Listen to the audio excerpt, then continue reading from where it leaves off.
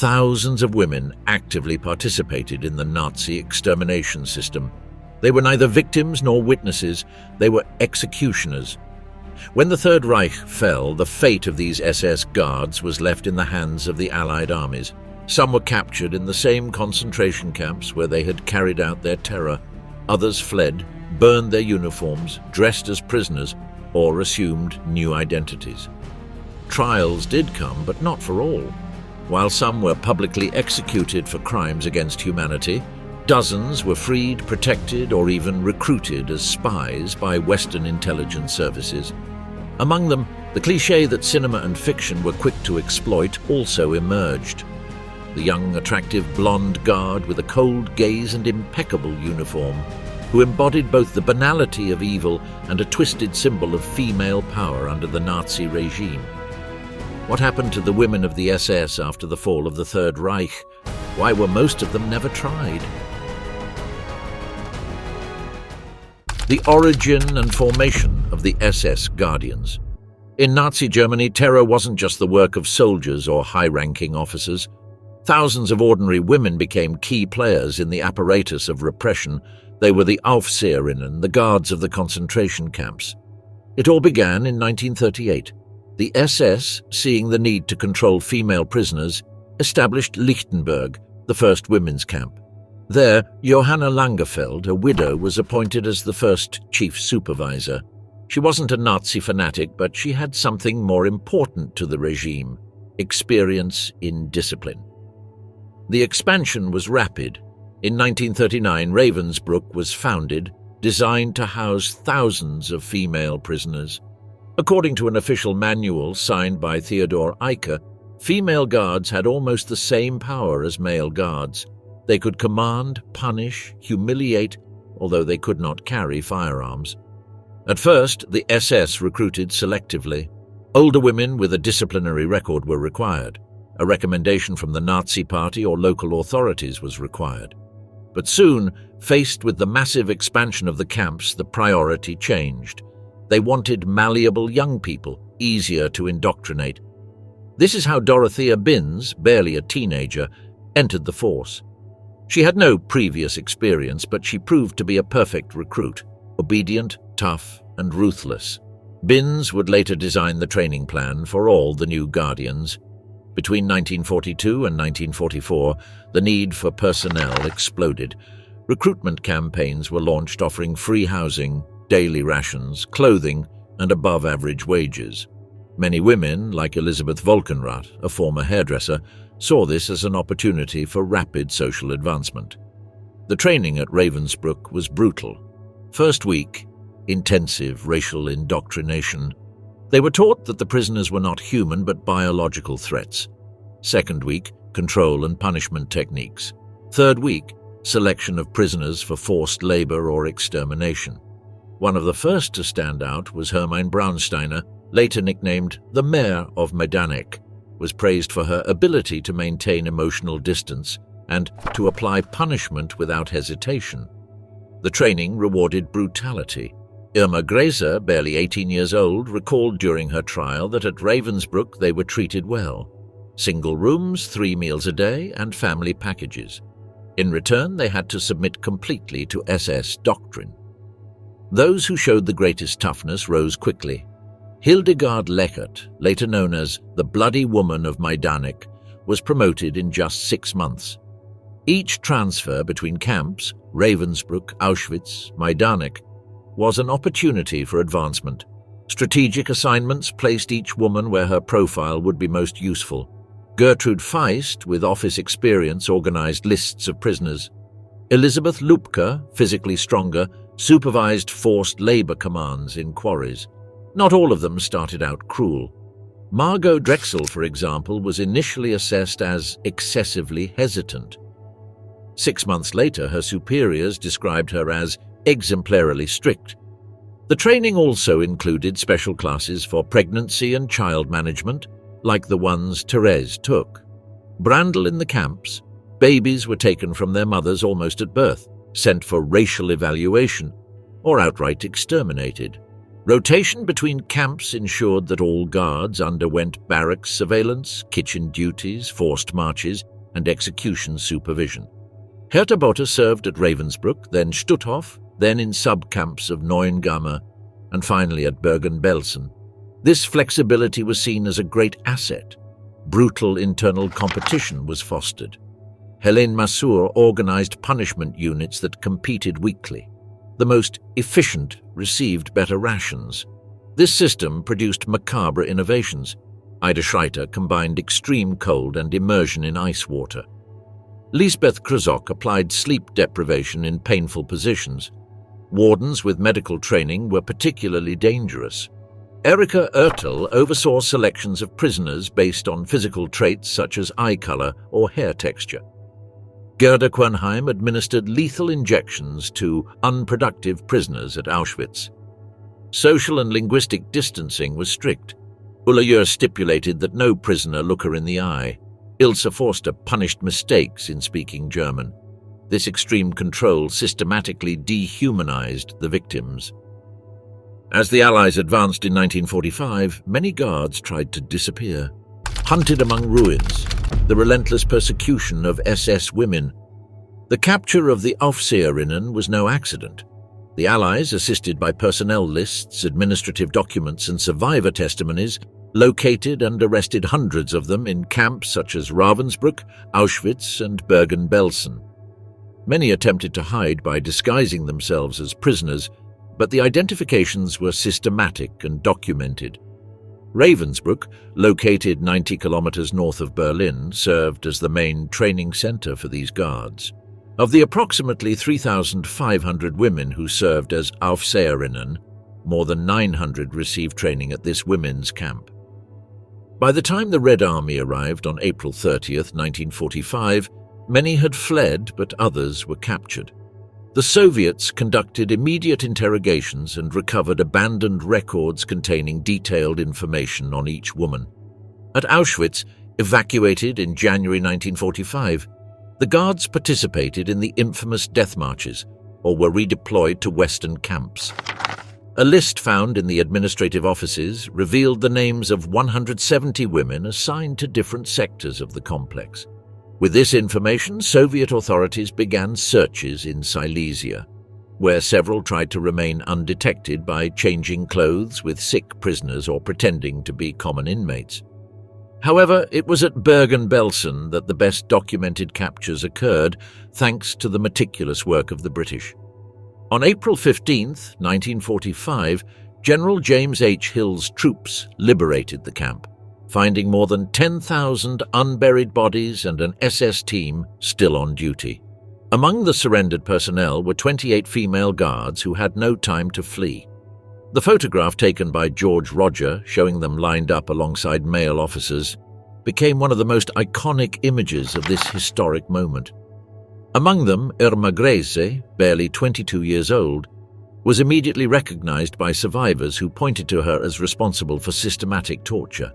However, many employed improvised methods to evade justice. They dressed as prisoners, burned their papers, or claimed to be camp nurses or cooks. At Stutthof, where some 47 SS women operated, a bonfire of papers and clothing was found in the administrative block, clear evidence of a desperate attempt to erase incriminating evidence. Others escaped to Austria and Bavaria using false papers or fabricated identities.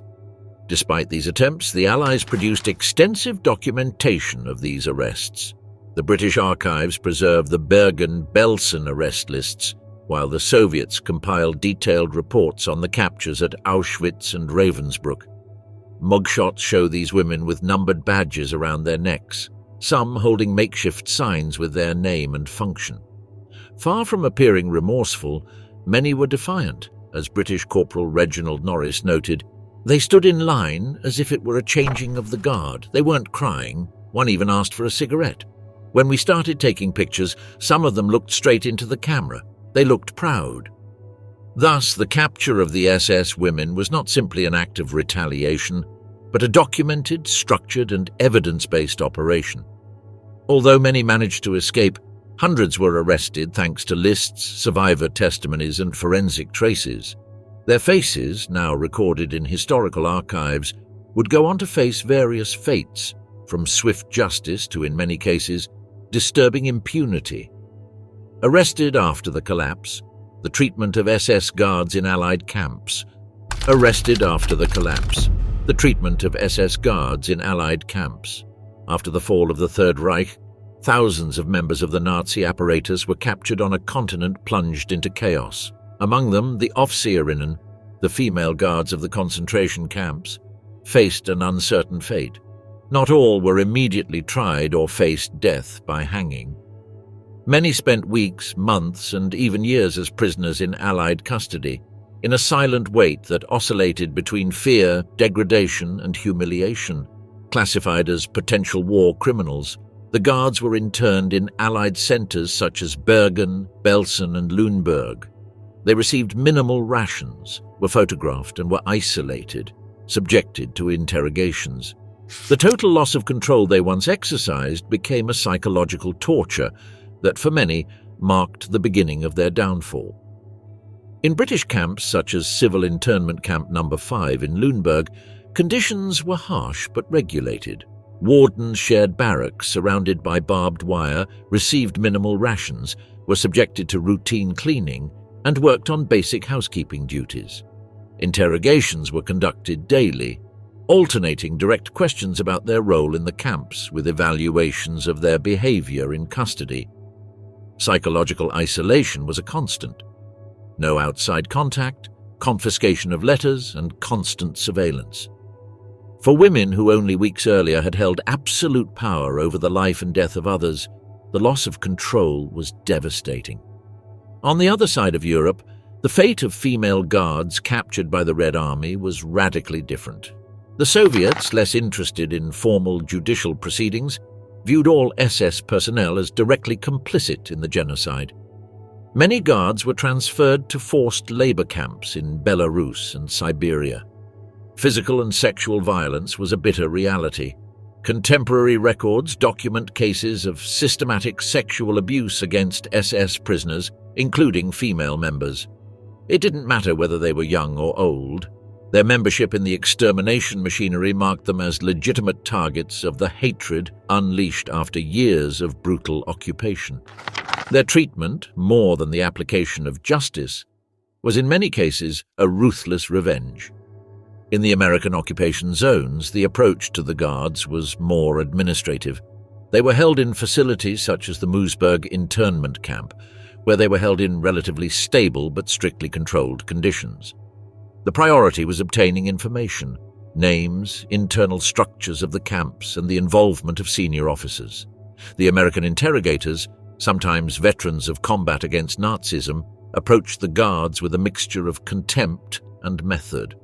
Cooperation, real or feigned, could mean better internment conditions, resistance, additional months of detention in conditions of sensory deprivation and isolation. Some of the most infamous guards, such as Irma Grese and Elisabeth Volkenrath, spent weeks as common detainees before being formally charged. There was no preferential treatment or special measures during their initial internment. They shared makeshift cells with other women of lower rank, exposed to the collective resentment of a world only just beginning to grasp the magnitude of their crimes. Grese's beauty, in particular, attracted the morbid attention of some British soldiers, but also their contempt. Accounts from guards record how she was subjected to insults, verbal humiliation, and continued hostility throughout her captivity. The wait became a mental torture. Many guards didn't know whether they would be released, tried, or summarily executed. The Allied legal system was slow to organize formal proceedings, prolonging the uncertainty. Some women tried to minimize their guilt during interrogations, claiming their work had been administrative or that they had simply followed orders. Others, confronted by surviving witnesses, realized that silence would no longer be an effective defense. In some makeshift camps under British control, medical reports mentioned cases of female guards who developed psychosomatic disorders, severe insomnia, hysteriform paralysis, and episodes of selective mutism. However, there were no systematic medical or psychological support programs for them. The priority was strict custody, not rehabilitation. Among the female guards, behavioral differences quickly began to emerge. Some maintained a defiant attitude, clinging to the lost ideology of the Third Reich. Others begged for mercy, claiming to have been mere cogs in a machine they never fully understood. There were documented cases of suicide in custody, although to a lesser extent than among higher-ranking SS officers. The lack of hope for salvation and the weight of the testimony that was beginning to emerge against them broke the psychological resilience of many. The transition from executioner to prisoner was neither immediate nor uniform. For some, it was a slow process of degradation and reverse dehumanization. The uniform that had once inspired fear was now a symbol of shame. The same body that had once marched to the martial beat of Nazi victory now cowered in cold corners under the watchful eye of former enemies. The internment phase represented for the captured SS women a bitter limbo between their past of absolute power and inevitable judgment or oblivion. Bureaucratic. There, without the protection of the regime they had served, they faced for the first time the reality of their actions, or in many cases, the inevitable consequence of their criminal indifference. In the Allied prisoner of war camps, the Offizierinnen ceased to be symbols of terror and became mere numbers on lists of detainees. But the weight of their crimes, although temporarily silenced by confinement, lay inexorably before them in the court files being prepared in interrogation rooms lit by bare bulbs. The fall had begun, and there would be no turning back. The selection process to determine who would be brought to trial and who would not was chaotic and uneven. While some guards faced formal charges for war crimes, others were classified as low-priority personnel or minor collaborators, which allowed for their early release. The lack of detailed individual evidence and political pressure to accelerate the stabilization of West Germany led to numerous cases being closed without formal investigation. Final judgment. When the executioners faced history following the collapse of the Third Reich, the Allies faced the monumental challenge of prosecuting those responsible for the Nazi genocide. The trials of the female guards formed a unique chapter in this endeavor, revealing gruesome details about their active participation in the machinery of death. Despite this, only a fraction of the total was brought to trial, demonstrating that post-war justice had significant limitations. Belsen Trial, held by a British military tribunal in Lüneburg between September and November 1945. This trial included 45 defendants, 16 of them women who had served at both Bergen-Belsen and Auschwitz. They faced serious charges: complicity in mass murder, physical and psychological torture, selection for the gas chambers, and criminal negligence in supervising the camp. The tribunal applied Section 4 of the Allied Control Council Act, which allowed for the prosecution of crimes against humanity. Among the accused were Irma Grese and Elisabeth Volkenrath, emblematic figures of female brutality in the camps. Testimonies included beatings, selections for gas chambers, and public punishments. Both were sentenced to death along with 3 other women at the Bergen-Belsen trials. On 17 November 1945, the court issued its verdict: 11 death sentences, 5 of them women, 19 prison terms and 14 acquittals. Grese, Volkenrath, Wanne Bormann, Frieda Schulz and Franziska Schreider were sentenced to death by hanging. British executioner Albert Pierpoint carried out the sentences at Hamelin prison a month later, reporting in his official report how Grese, despite her youth, maintained a cool and defiant demeanor until the very end. At the same time, the Auschwitz trial, organized by the Supreme National Court of Poland in Krakow at the end of 1947, dealt exclusively with the crimes committed at the largest extermination camp of the Nazi regime. Among the 40 defendants were 4 SS women. Maria Mandl, the chief guard at the women's camp, was accused of ordering executions, participating in selections, and running the infamous death block, earning her the nickname the female beast of Auschwitz. Therese Brandl, Louise Dans, and Alice Orlowski faced charges of brutality against pregnant women. beatings with metal rods, and involvement in the separation of children for gassing. Mandl and Brandl were sentenced to death and executed in January 1948, while Dans received a life sentence and Orlovsky 15 years in prison. Ravensbrück Trials, held in 5 series between 1946 and 1948 by British military tribunals in Hamburg, were the longest-running trials involving a women's camp. 38 SS women and 6 doctors were tried. Dorothea Binz, the training chief at Ravensbrück, and known for beating prisoners to death with her bamboo cane, faced testimony implicating her in collective executions and punishments. Emma Zimmer was accused of overseeing the gassing of prisoners selected for being unfit for work. Ruth Nudek, known as the Scourge of the Poles, led firing squads. The first trial resulted in 11 death sentences, including these 3 women, whose executions took place in May 1947. During the interrogations, a common defensive pattern emerged among the accused. Irma Grese stated, "I don't remember shooting anyone directly, but I did shout for them to stay in formation during the selections." Mandl insisted, "I had no choice. The names were sent by Dr. Mengele. I simply opened the door of the block." Ruth Neudek argued, "If I did not follow orders, I would have ended up on the gallows myself. That was the law of the camp." However, the court that convicted Dorothea Binz stated in its judgment, "The court finds it proven beyond reasonable doubt that the accused beat, tortured and murdered with full awareness of her actions. Her sadism was corroborated by 23 witnesses." Official figures compiled by the UN War Crimes Commission, 1949, confirm that a total of 58 women were tried, 18 sentenced to death, and 30 to various prison terms. It is crucial to understand that hundreds of other SS women were never prosecuted. Some managed to evade justice, others were arrested but released after short sentences, and a smaller number died before being tried. These trials not only made female brutality visible, but also laid the legal groundwork for considering any individual, regardless of gender, as a potential perpetrator of crimes against humanity. The names of Grese, Binz, Mandl, and Volkenrath became synonymous with brutality, and their trials set a precedent that continues to resonate in international courts in the 21st century. Hanged without forgiveness.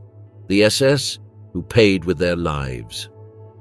At the end of the war, as the world processed the magnitude of the Nazi horror, Allied military tribunals executed a small group of women who had not been mere observers, but active perpetrators of terror in the camps. Their executions, meticulously documented by witnesses and military archives, constituted an exceptional chapter in the history of international justice, demonstrating that accountability for crimes against humanity knew no gender. The most emblematic case was that of Irma Grese. Born in 1923, she joined the SS Women's Auxiliary Corps at just 18 years old. After training at Ravensbrück, she was sent to Auschwitz, where she quickly rose to become a supervisor. In 1945, she was transferred to Bergen-Belsen, where she remained until her capture by British troops on April 15th. During her trial, witnesses detailed how she personally selected women for the gas chambers, whipped those who did not greet her with a leather whip, and unleashed attack dogs on defenseless prisoners. Survivors recounted acts of sexual humiliation and wanton violence that she carried out with apparent pleasure. Grese was sentenced to death on November 17, 1945, at just 22 years old. The British and European press portrayed her as a sinister mix of beauty and evil. During the court hearings, she appeared haughty, denying any guilt and repeating, "I was just doing what I was told." Her youth and physical attractiveness contrasted with the cruelty of her actions, creating an image that would morbidly fascinate the public for decades. For her part, Elisabeth Volkenrath represented a higher hierarchical level. Born in 1919, she served as the general supervisor of women at Auschwitz, and later at Bergen-Belsen. Her record included coordinating selections for gas chambers, directing collective punishments, and designing grueling work schedules that led to deaths from exhaustion.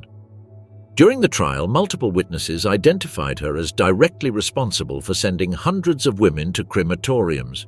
One survivor testified that Volkenrath signed papers with the same coldness with which one orders a cup of coffee. Her administrative role did not diminish her responsibility, but rather demonstrated female participation at the organizational levels of the genocide. Johanna Bormann, nicknamed the Dog Lady, was feared for her use of trained dogs to torture prisoners. Born in 1893, she was one of the oldest guards at Bergen-Belsen. Witnesses claimed that the animals, trained to attack at the slightest gesture, would pounce on the skeletal women on Bormann's direct orders as he watched the spectacle with obvious pleasure. During the trial, she remained passive, neither denying the facts nor showing any emotion in response to the accusations. Her advanced age was not considered a mitigating factor given the extreme cruelty demonstrated. On the 12th of December 1945, the British War Office signed the authorization to execute 11 convicts of the Bergen-Belsen trials, including Grese, Volkenrath and Bormann. The orders detailed the date, 13th December, place, Hamelin Prison, executioner, Albert Pierrepoint, method, hanging, and technical equipment. The document even specified the timetable. Each execution was to be carried out 30 minutes apart to allow for forensic inspection of each body.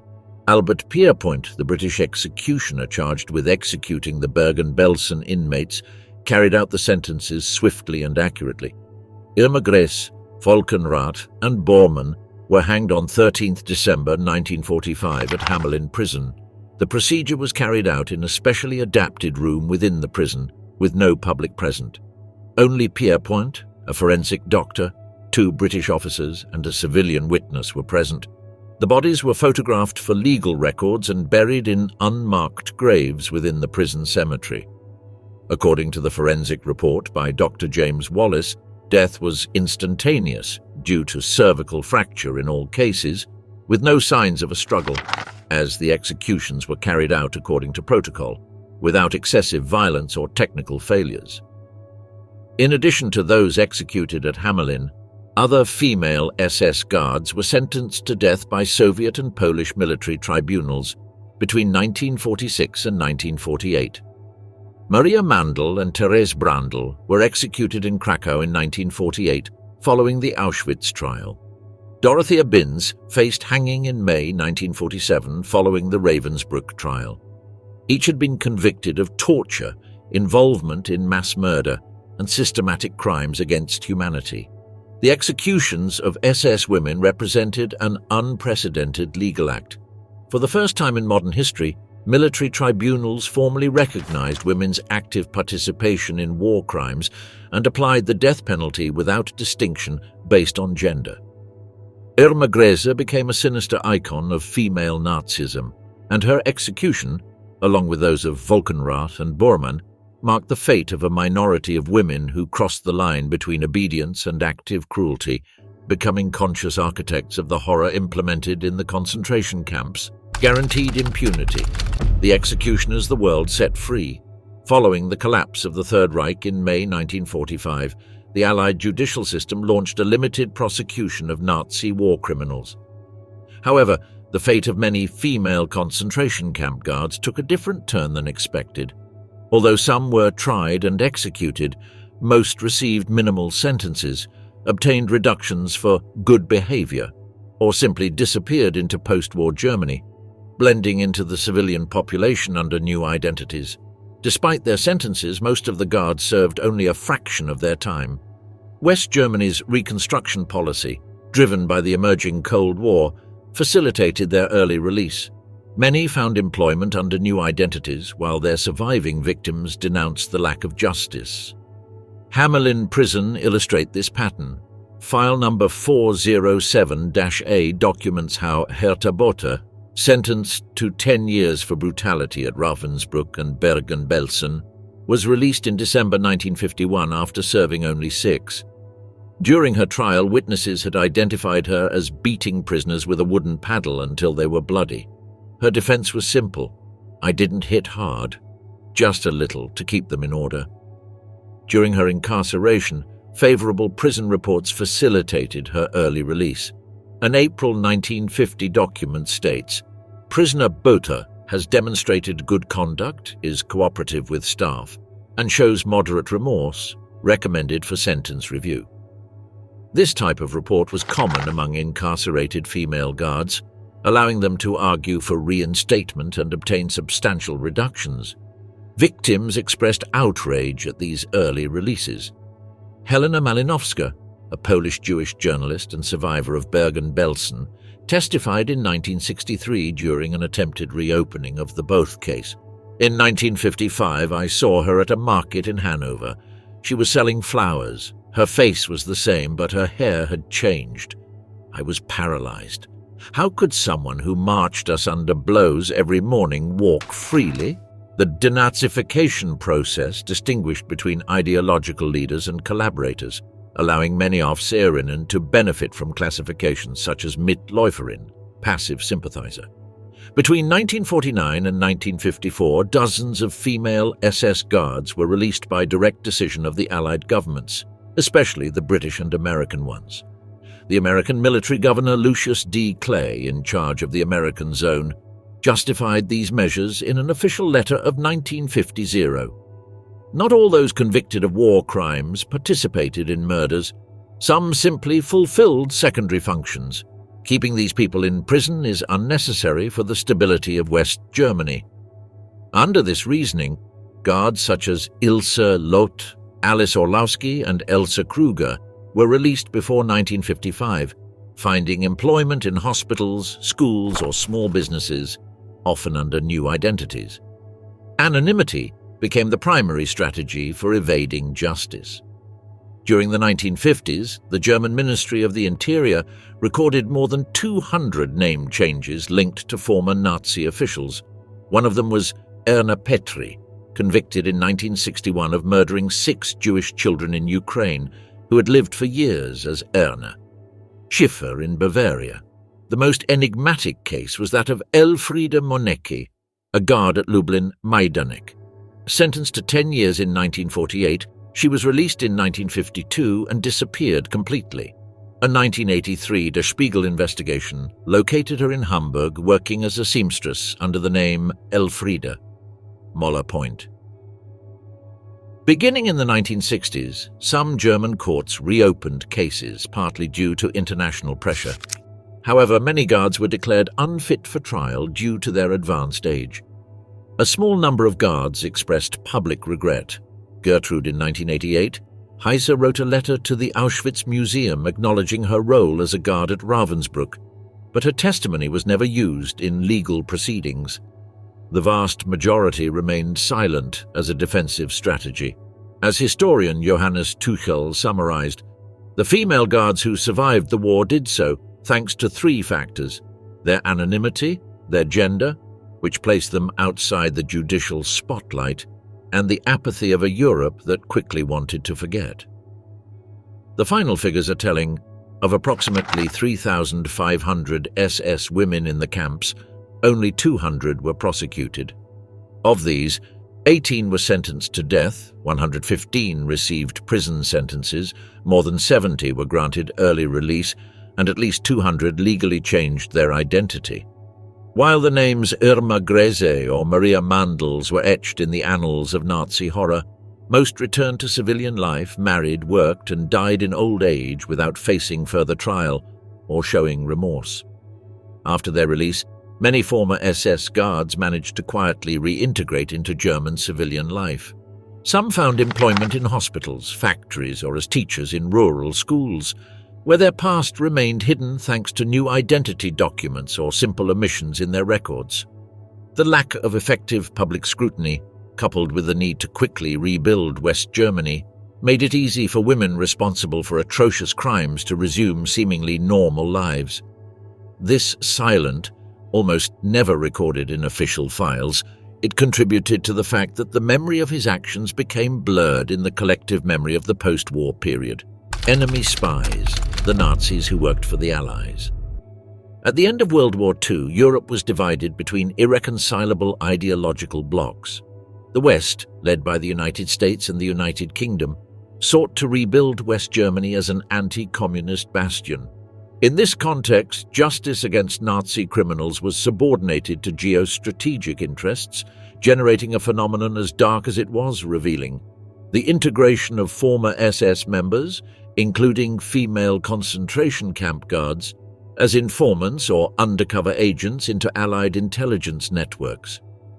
The most documented case is that of Hildegard Lechert, known as the bloodthirsty woman of Majdanek. Born in Berlin in 1920, she initially worked as a nurse, until being assigned as an Officerin at Ravensbrück, Majdanek, and Auschwitz. Her reputation was forged through acts of extreme violence against female prisoners. Survivors recounted how she would whip, kick, and single women out for the gas chambers with particular cruelty. One witness recalled, "When she spoke to prisoners, her face would change completely, taking on a bestial expression."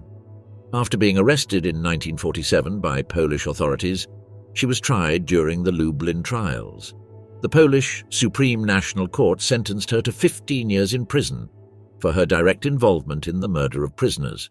However, in 1956, just 9 years after her sentence, Lechert was released for good behavior as part of sentencing reviews quietly pushed by Western agencies interested in her potential usefulness. Documents declassified by the German Intelligence Service Archive, BND, reveal that between 1956 and 1958, Lechert was recruited by the CIA and the Gehlen organization, the precursor to the BND, to act as an informant in West Berlin. Her knowledge of Eastern Europe, network of contacts, and experience in Poland made her an ideal candidate for infiltrating communist circles. A December 1957 report by the Field Operations Division of CIA Berlin Station detailed, "Operator H. Lechert presents a useful profile for operations in the Polish sector. She has experience in the field. He speaks fluent German, Polish, and basic Russian. He has fully cooperated in assessment sessions. The CIA used it primarily for reconnaissance of former Polish communist fighters, surveillance in the ports of Szczecin, and gathering the names of former Soviet agents operating in East Germany." Another document from the Office of Policy Coordination of the BND in Bonn, dated 1959, reported, "Agent B47L Lechert has submitted 2 reports on suspicious movements in the Gorzów sector. Wielkopolski. The information is consistent with independent sources. A bonus of 400 German marks is authorized." Despite her ties to Western services, her past as a war criminal never completely disappeared. In 1975, new evidence provided by Majdanek survivors allowed her case to be reopened. The 1981 Düsseldorf trial was one of the longest post-war trials. Lechert was formally charged with complicity in the deaths of 180 people and systematic mistreatment of hundreds of prisoners. Witnesses described how she would kick the bellies of pregnant women while saying, "Less scum is born that way," and how she would lead lines toward the crematorium while whistling children's tunes. She was sentenced to 12 years in prison, but the sentence was considered partially served due to her previous detention in Poland. She returned to civilian life in 1985 and died a free woman in 1995, never showing remorse for her crimes. Although Lechert is the best-known case, she was not the only one. The Gehlen organization, made up of former Wehrmacht and SS officers, systematically recruited individuals with territorial experience in Eastern Europe. Among its collaborators are at least 3 former SS guards who served as informants for the BND between 1955 and 1962, although their names remain partially classified.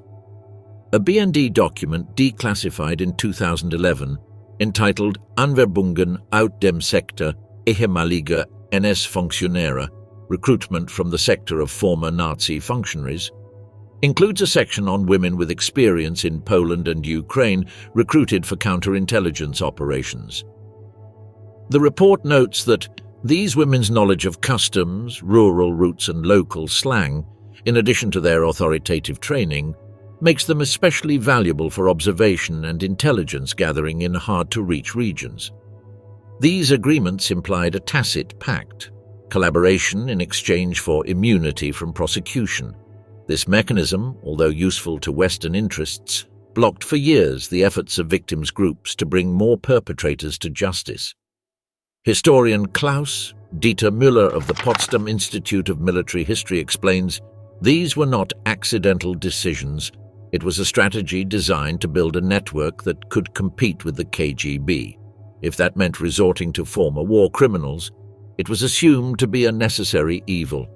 In 2011, the German Bundestag passed a motion to declassify documents related to Operation Paperclip and the Nazi informant network.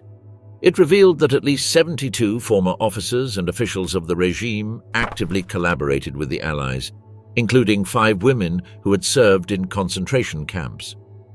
Records indicate that approximately 120 Nazi collaborators worked for the BND between 1949 and 1962, with at least 80 documented cases of payments to informants with Nazi pasts. The story of the female guardians did not always end in the dock or under the gallows. Some, like Hildegard Lechert, they once again occupied central roles, not as prisoners but as agents in the service of new powers. The incorporation of war criminals into intelligence networks was not an isolated phenomenon. Under operations such as Paperclip in the United States and Operation Gladio in Europe, dozens of former Nazis, including concentration camp officers, were recruited to fight communist expansion. This strategy, although considered pragmatic at the time, left deep wounds in historical memory and fueled theories of cover-up and double standards in post-war justice processes. Disappeared without a trace, the guardians who erased their identity. In May 1945, the Allies began the Herculean task of identifying and prosecuting those responsible for the genocide committed in the concentration camps. However, while key Nazi leaders faced trials at Nuremberg, hundreds of women who served as guards managed to evade justice. They changed their names, blended into the civilian population, emigrated to other continents, or simply disappeared in the post-war chaos, starting new lives built on silence and denial. The end of the war brought with it an unprecedented humanitarian crisis. With millions of displaced persons, refugees, liberated prisoners and defeated soldiers moving across Europe, identification structures temporarily collapsed. Hundreds of former SS guards took advantage of this situation to disappear without a trace. In camps such as Stutthof, Auschwitz and Ravensbrück, at least 300 SS women disappeared in the days following liberation, according to reports from Allied military tribunals. Many stripped off their uniforms, burned compromising documents and dressed as prisoners or civilians to blend in with the population. A Soviet NKVD report from May 1945 confirmed that an unknown number of female SS personnel were hidden by relatives in villages in eastern Germany. Red Army arrest records show that more than a dozen women initially captured as inmates were later identified as former guards thanks to reports from survivors. With the collapse of the Nazi bureaucratic system, obtaining false documentation was relatively easy. Many guards resorted to papers stolen from dead civilians or forms abandoned by the Wehrmacht or the German Red Cross, adapting existing identities. At other times, they adopted common, unregistered names, taking advantage of the destruction of municipal archives by Allied bombing. A 1973 study by the German Bundesarchiv determined that at least 137 former SS guards legally changed their names between 1945 and 1950. Some files include notes such as "not traceable under maiden or married name" or "suspected of residing in Hesse under a false name." Many female guards disappeared, using false documents, changing their names, or emigrating to countries like Argentina and Brazil, where weak immigration structures facilitated their escape.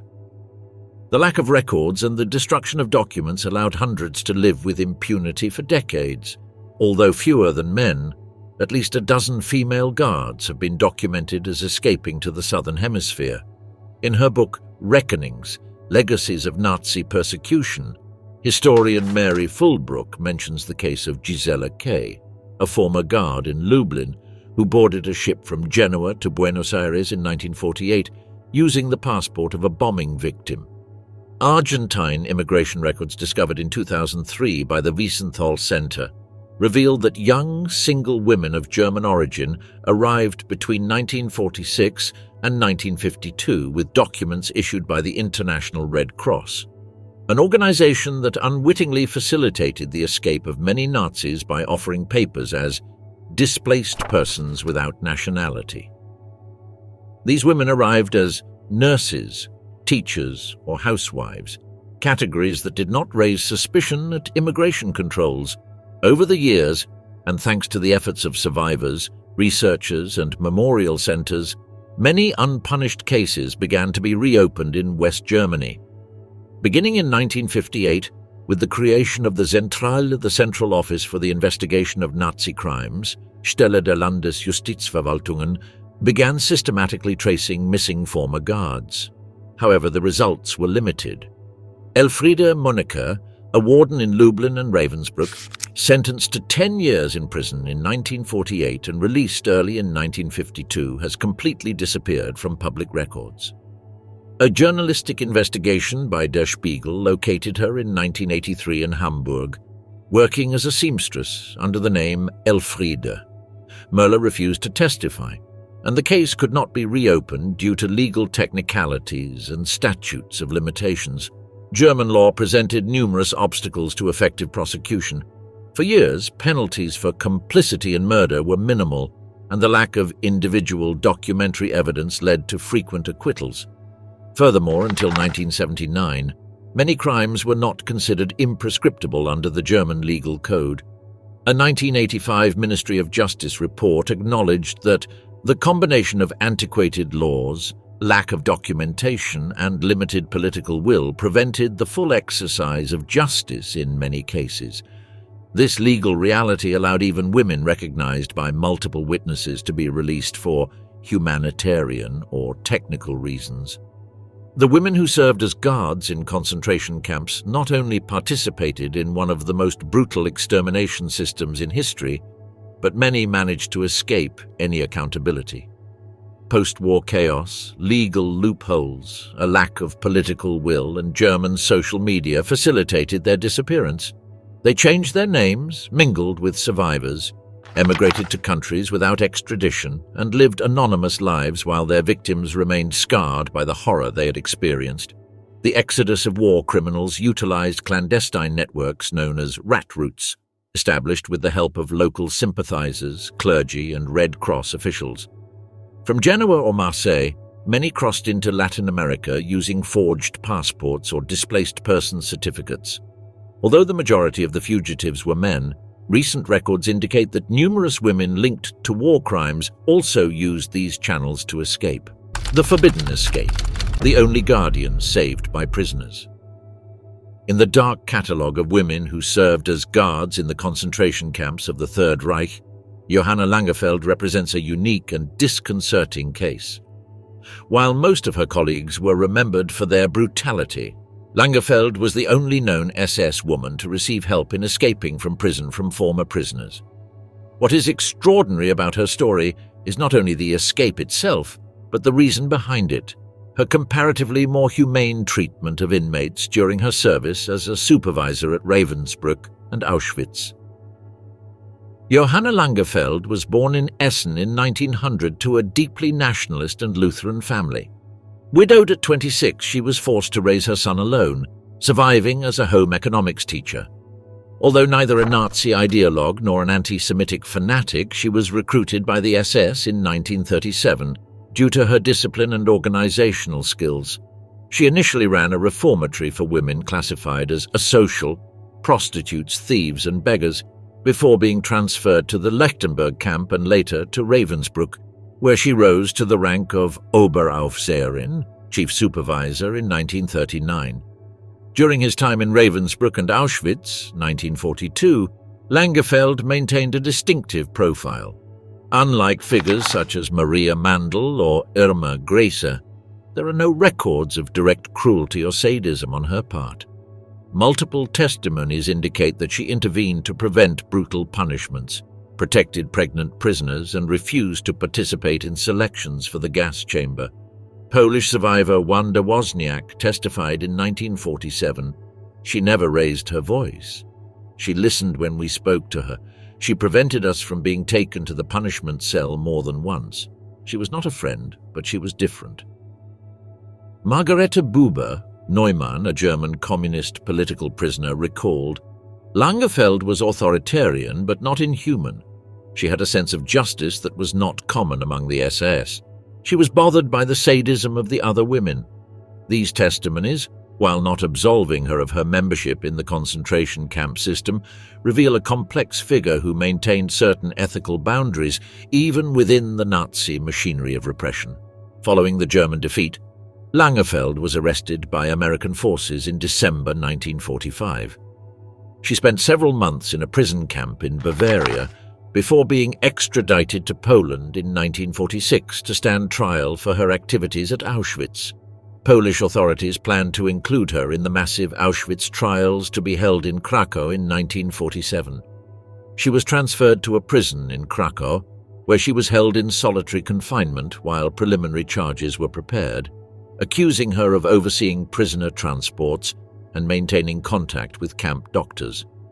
However, an unusual development began to unfold.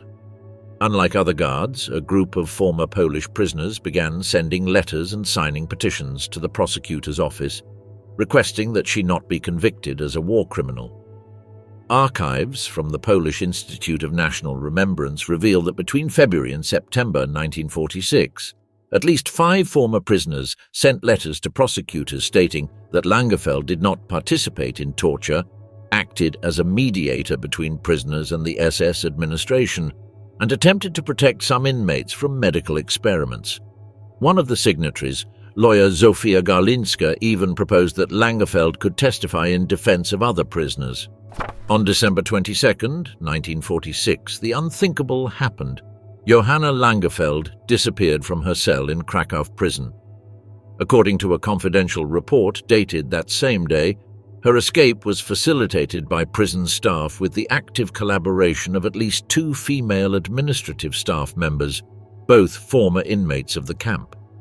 The document, classified as Operatia Ekran, states, "The cell was found empty at 6:45 in the morning. The lock had not been forced, the prisoner's clothes had been folded. The trail went dark in the area of the Debniki district, where several houses remained uninhabited after the war." Unlike other escapees who were quickly recaptured, Langenfeld disappeared without immediate trace. In 1947, reports from the military government American intelligence reports in West Germany indicated that a woman matching her description had been seen in Munich, staying with a supposed sister. Subsequent investigations by the German Internal Security Service confirmed in 1960 that Langenfeld had been living under her own name in the Musach district of Munich since 1957, after a period of hiding in a Bavarian convent. Surprisingly, she was never arrested again. The authorities considered that her collaboration with the Polish resistance and the lack of direct evidence did not justify reopening the case. She died in freedom in 1974 at the age of 73 and was buried without a public ceremony. Her story remained hidden for decades until the Polish historian Artur Żmijewski rediscovered the case in 1999 while reviewing unclassified files. Among the documents found were transcripts of prisoners' testimony in her defense, prison reports from the day of her disappearance, and private letters between Polish prosecutors discussing the ethical dilemma of trying her. Andrea Riedel, director of the Ravensbrück Memorial, said in 2011, "The Langenfeld case forces us to rethink the simplification of women's roles in the camps. She was part of the system, yes, but she also represented a glimmer of humanity in an absolutely inhumane environment." During the existence of the Third Reich's concentration camps, most female guards actively participated in the structures of repression and extermination. However, a few were remembered for behaviors that, compared to their contemporaries, reflected different attitudes. These cases, although isolated, have been documented in various court cases and survivor testimonies. One of the most cited figures is Louise Brunner, who served as the head of the prisoners at Auschwitz. Brunner, unlike other supervisors, was mentioned in several testimonies as someone who occasionally protected certain inmates from harsh punishment. According to statements recorded in the archives of the post-war trials, Brunner sought to assign some prisoners less dangerous or physically strenuous tasks. Although her position of authority linked her directly to the camp's system of oppression, these individual actions were interpreted in the testimonies as a form of relative mitigation. After the war, Louise Brunner was arrested and prosecuted. Although she was convicted for her role at Auschwitz, contemporary reports indicated that her profile was considered less brutal compared to other prosecuted guards. Another figure mentioned in this context is Elisabeth Marshall, head nurse at the Ravensbrück camp. Marshall performed medical duties within a system that included experiments and selections for extermination. However, there are isolated records in which she is mentioned as discreetly assisting some sick prisoners. Survivor testimonies suggest that, on occasion, she prevented weakened prisoners from being sent to medical selections that culminated in death or lethal experiments. Despite these documented acts, Marshall was tried after the war and convicted for her active participation in the extermination structures. Her case illustrates how, even within a medical role, collaboration with the regime was enough to guarantee a conviction. Therese Brandl. This is another example where certain behavioral nuances were highlighted. Brandl worked as a supervisor at the Auschwitz and Ravensbrück camps. Testimonies collected in court proceedings described her as occasionally displaying less violent behavior compared to other guards. There were recorded episodes in which she avoided direct participation in physical punishment. However, Brandl was implicated in selecting prisoners for the gas chambers, a role considered essential in the extermination machinery. During the Auschwitz trial held in Krakow in 1947, she was found guilty of active complicity in crimes against humanity and sentenced to death. The sentence was carried out in January 1948. Among the most shocking cases to emerge after the war is that of Erna Petri, the wife of an SS officer. Although she was not a concentration camp employee, her conduct reveals the extent to which Nazi violence contaminated even civilians associated with the regime. According to court records, Petri personally executed 6 Jewish children who had managed to escape from a transport. Upon finding them, she led them to her property and murdered them one by one. Captured years later, her trial became an emblematic example of the conscious brutality exercised by some women. She was tried and convicted in East Germany in 1961.